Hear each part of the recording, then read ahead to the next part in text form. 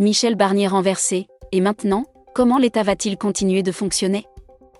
Renversé le 4 décembre 2024, le gouvernement de Michel Barnier laisse place à une gestion provisoire.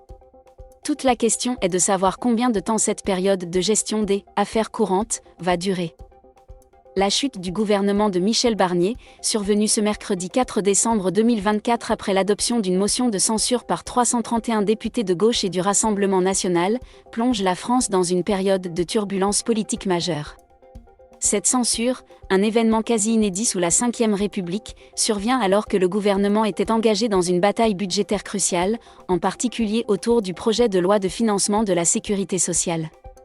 Mais alors, comment le pays va-t-il continuer à fonctionner ? Le gouvernement démissionnaire reste en fonction. Le gouvernement démissionnaire reste en fonction tant qu'il n'a pas été remplacé, pour assurer la continuité de l'État. Il se limite à gérer les « affaires ordinaires », celles qui assurent la marche normale de l'État, ainsi que les « affaires urgentes », dictées par une impérieuse nécessité, comme l'état d'urgence ou des crises exceptionnelles. L'urgence de gérer les affaires courantes. Dans cette situation de vide gouvernemental, les ministères doivent se concentrer sur les « affaires courantes », c'est-à-dire assurer le fonctionnement minimal de l'État sans prendre de décisions politiques majeures. La suspension des travaux parlementaires sur la loi de financement de la sécurité sociale et du budget de l'État plonge la France dans l'incertitude concernant ses finances publiques pour 2025.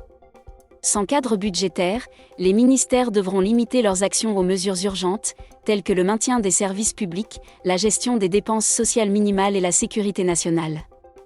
Macron parlera aux Français jeudi soir.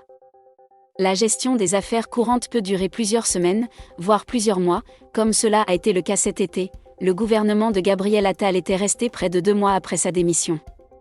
Mais le « maître des horloges » n'a, selon son entourage, pas l'intention de temporiser cette fois. Le défi à court terme pour Emmanuel Macron sera de nommer un Premier ministre capable de naviguer dans cette période d'instabilité. Le président doit d'ailleurs s'exprimer jeudi 5 décembre dans la soirée auprès des Français.